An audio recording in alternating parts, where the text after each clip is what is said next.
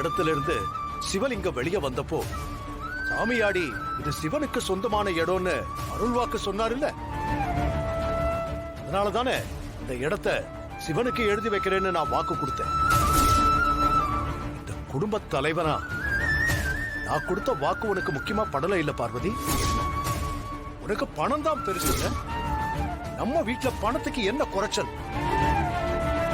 நீங்க இந்த வீட்டுல ஏகபோகமா வாழலையா? உங்களுக்கு நான் என்ன குறை வச்சேன்? ஒரு பெரிய விஷயத்துக்கு ஆசைப்பட்டா அது ஒரு ராத்திரியில நடக்காது. ஆசைப்பட்டபடி நீங்க மாடர்ன் ரைஸ் மில் ஆரம்பிச்சாலும் அது உங்களுக்கு சொந்தமானதா மட்டும் இருக்காது. அது நம்ம குடும்பத்துக்கு முழுக்க சொந்தமானதா தான் இருக்கும். இப்ப நீ தனியா ரைஸ் மில் வச்சுட்டு போறேன்னு போவ. இவ தனியா வீடு கட்டி தனி குடுத்தனம் போறேன்னு போவா. இதோ அவ நான் தனியா ஜவுளி கடை வச்சுட்டேன், என் குடும்பத்தை நான் பாத்துக்கிறேன்னு சொல்லிட்டு தனியா போவான். இப்படி நீங்க தனித்தனியா பிரிஞ்சு போக நான் அனுமதி கொடுப்பேன்னு நினைச்சியா? நான் உயிரோட இருக்கிற வரைக்கும் அது மட்டும் நடக்காது.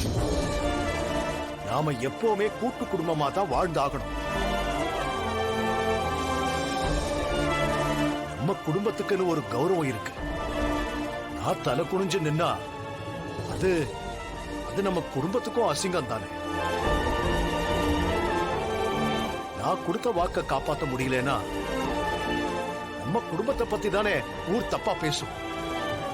பணத்துக்காக இவ்ளோ பெரிய காரியத்தை பண்றேன்னா நாளைக்கும் பணத்துக்காக எது வேணாலும் பண்ணுவே இல்ல நீ? அது உனக்கு வாழ்க்கைக்கு சந்தோஷத்தை கொடுத்துருமா? உன் புள்ள உன் கண்ணு முன்னாடி வளர்றானே, அவனுக்கு நீ செஞ்ச காரியம் எல்லாம் புரியும் போது அவன் மனசு பாதிக்காதா? அம்மா இப்படி ஒரு காரியத்தை பண்ணிட்டாங்களேன்னு உன்ன நினைச்சு அவன் வேதனைப்பட மாட்டானா? நல்லதோ கெட்டதோ ஒரு காரியத்தை பண்றதுக்கு முன்னாடி கொஞ்சம் யோசிக்க வேண்டாமா? அதான் மாட்டிக்கிட்டேனே. இன்னும் எதுக்கு நீ இப்படி குற்றவாளியா நிக்க வச்சு ஆளுக்கு கேள்வி கேட்டுட்டு இருக்கீங்க? நான் செஞ்ச தப்புக்கு என்ன தண்டனை கொடுக்க முடியுமோ அதை கொடுங்க, நான் ஏத்துக்கிறேன். ஆனா எதுக்கு மேல என்ன கேள்வி கேட்டு அவமானப்படுத்தாதீங்க.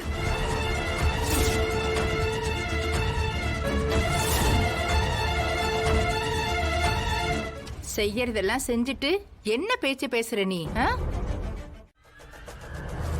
நமக்கு சேர வேண்டிய பணத்தை மட்டும் அவர் கொடுத்திருந்தாருன்னா நாம எதுக்கு இப்படி எல்லாம் யோசிக்க போறோம்? பணத்தை தரேன்னு சொல்லிட்டு யாரு கேட்டு அந்த இடத்த கோயிலுக்கு தரேன்னு சொன்னாரு? அவர் இஷ்டத்துக்கு எதையாவது ஒண்ணு சொல்லிட்டு வந்துருவாரு. அதுக்கு நாம பொறுப்பாக்க முடியுமா? அதுக்காக பத்திரத்தையே தூக்கி கொடுப்பியா? ஐயோ அண்ணி, கூட்டு குடும்பங்கிற பேர்ல காலத்துக்கும் நம்மள அடிமையா வச்சுக்கணும்னு போக்குறாரு உங்க அண்ணன். அதுக்குள்ள இருந்து நம்ம வெளியேறணும்னா நமக்கு தேவை பணம். கண்டிப்பா உங்க அண்ணன் பணத்தை தர மாட்டாரு. பணத்துக்கான வழி என்னன்னு யோசிச்ச போதான் அதுக்கான ஒரு வாய்ப்பு என்ன தேடி வந்துச்சு. அதுக்கு நான் சரின்னு ஒத்துக்கிட்டேன், அவ்வளவுதான். ஆனா இப்படி வந்து மாட்டி பண்ணி யாரு கண்டா? பத்திரத்தை யாரு எடுத்தாங்கன்னு தெரியாமலே போயிடும் தான் நான் நினைச்சேன். அந்த ஜானகி அக்கா தான் பின்ன தேவையில்லாம புடிச்சு இப்படி சிக்க வச்சுட்டாங்க. ஐயோ, உன் துணிச்சல் எனக்கு கூட வராதிரியுமா? இப்ப கூட மாட்டிக்கிட்டோமே நினைக்காம எவ்வளவு தைரியமா பேசிட்டு இருக்க. உன்னையெல்லாம் ஒன்னும் சொல்றதுக்கு இல்ல. ஏதோ எங்க அண்ணன் நல்லவரா இருக்க போய் நீ பண்ண காரியத்தை அவர் சாதாரணமா எடுத்துக்கிட்டு உன்னை மன்னிச்சு விட்டுட்டாரு. இத உன் புருஷனுக்கு தெரியக்கூடாதுன்னு வேற சொல்லிட்டாரு. இதே வேற ஆளா மட்டும் இருந்தா என்ன ஆயிருக்குன்னு யோசிச்சு பாரு. உன் மேல கேஸ போட்டு உன்னை உள்ள தள்ளிருப்பாங்க. இல்லனா உன் புருஷன்கிட்ட சொல்லி உன்னை வெட்டி விட்டுட்டு உன் வீட்டுக்கு போடின்னு உன்னை விரட்டி விட்டுருப்பாங்க. உங்க அண்ணன் ரொம்ப நல்லவர் தான், நல்லா நீங்களே மெச்சுக்கோங்க. ஏன் வேதனை எனக்கு தானே தெரியும். உங்க மக ஜவுளி கடை வச்சுட்டான், உங்க மருமக பெரிய டான்ஸ் ஸ்கூலே வைக்க போறா. உங்களுக்கு எல்லாம் ஒரு பிரச்சனையும் இல்ல அண்ணி. என் புருஷன் சம்பாரிச்சாதானே என் பிள்ளைக்கு நான் ஒரு நாள் காசு சேர்த்து வைக்க முடியும். ஷோ பார்வதி, ஆனா மத்தவங்க சொல்ற மாதிரி நான் ஒண்ணும் உனக்கு குத்தம் எல்லாம் சொல்லல. நீ பண்ணத என்கிட்ட முன்னாடியே சொல்லிருக்கலாம்ல. இதை எப்படி மாட்டிக்காதபடி பண்றதுன்னு நான் உனக்கு சொல்லி கொடுத்திருப்பேன். உனக்கு வரதுல எனக்கும் பங்கு கொடுக்கணுமோ நினைச்சு என்கிட்ட சொல்லாம மறைச்சிட்டியோ என்னமோ. ஏற்கனவே 10 பவுன் சங்கிலி கிடைச்சத கமுக்கமா மறைச்சு வச்ச ஆள் தானே நீனு. அண்ணி, எல்லாத்தையும் சொல்லிட்டுலாம் செய்ய முடியாது அண்ணி. சரி, நான் சொல்லிருந்தா நீங்க என்ன சொல்லிருப்பீங்க? ஐயோ வேண்டாம் பார்வதி, இதெல்லாம் செய்யாதன்னு என்ன பிடிச்சு தடுத்திருக்க மாட்டீங்க. வசுந்தரா கிட்ட நீங்க கொடுத்த 20 லட்சத்துக்கு இடம் வாங்கி தரேன்னு சொன்னேன்ல, நீங்க வீடு கட்டுறதுக்கு பணம் கூட தரேன்னு சொன்னனே, இதெல்லாம் நான் எப்படி சொன்னேன்? எல்லாம் இந்த பணம் வரும்னு நினைச்சுதான் நான் சொன்னேன்.